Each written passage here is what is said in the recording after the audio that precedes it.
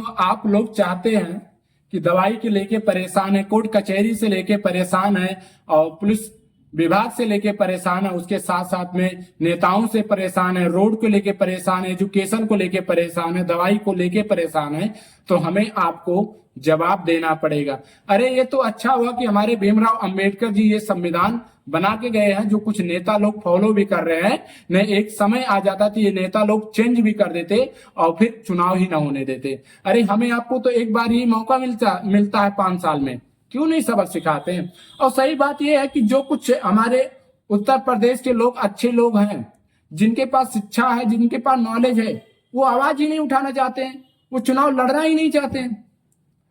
और कुछ लोग ऐसे ही कहते हैं भैया कि इनका दबदबा है, अगर इनके सामने हम चुनाव लड़ेंगे तो भैया इतना विरोध कौन झेलेगा। हाँ, ये भी बात सही है कि नेता लोग वपंसी समझ लेते हैं। जब भी आप देखें कोई गरीब अगर प्रधान ही खड़ा हो जाता, जिला पंचायत ही खड़ा हो जाता, तो उसके साथ में कितनी ज्यादा परेशानियां को झेलना पड़ता है।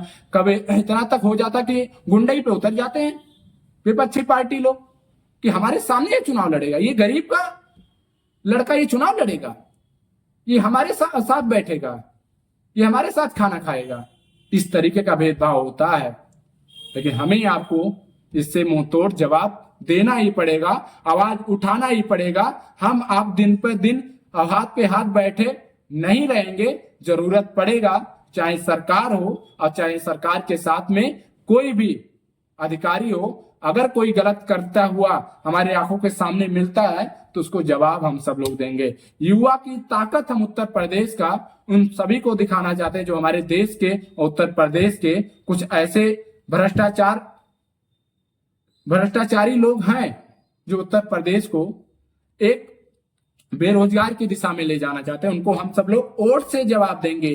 किसी से कोई लड़ाई झगड़ा, कोई नफरत की बात नहीं करेंगे, बस हम सब लोग मतदान से करेंगे। क्या बताइए, आज प्रशासन को हमारे और आपके टैक्स के पैसा से नेता लोग चलते हैं मिलता, लेकिन क्या लगता है कि 5 साल के जब बीत जाता, फिर चुनाव का टाइम आता है, उसके बाद जब फिर जीत जाते हैं तो क्या हमें आपको उसी तरीके का सम्मान देते हैं?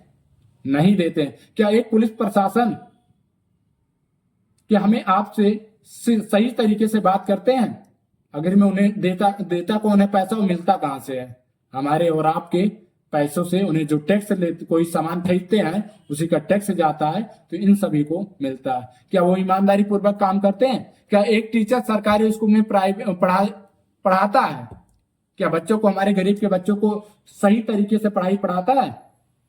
बताइए आप सब लोग, किस तरीके का भेदभाव होता है? अगर आप सब लोग चाहते हैं कि ये उत्तर प्रदेश का इस तरीके का भेदभाव खत्म हो और राजा का बेटा राजा ना बने, तो हमें आपको उतरना पड़ेगा, एकजुट होना पड़ेगा। हमें अपने परिवार को अपने साथ लेके चलना पड़ेगा और इन सरकार लोग को, इन नेताओं को उत्तर प्रदेश को बताना पड़ेगा कि राजा का बेटा राजा नहीं बनेगा, जो उसका हकदार होगा राजा वही बनेगा।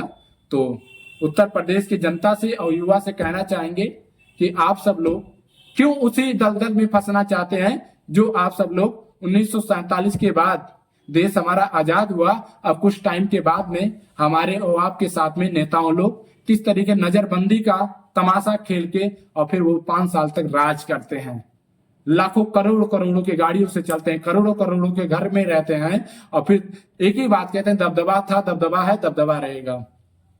तो अगर इस बात पे सहमत है तो कमेंट करिए। हमारी बात को अगर अच्छा लगे हो तो कमेंट करिएगा। अगर हमें कुछ गलत, हम अपने हिसाब से अगर आप सभी लोगों को या किसी नेताओं को कहे हों तो उसके लिए भी सॉरी और क्षमा चाहते हैं। बट हम ये उत्तर प्रदेश के युवा की जो तकलीफ है इसे हम देखा नहीं जा सकता। जो उत्तर प्रदेश के गरीब लोग हैं उनकी हमें दुख दिखाई देता है, क्योंकि इन नेताओं के आंखों में पट्टी पड़ गया है, इन प्रशासन की आंखों में पट्टी पड़ गया है।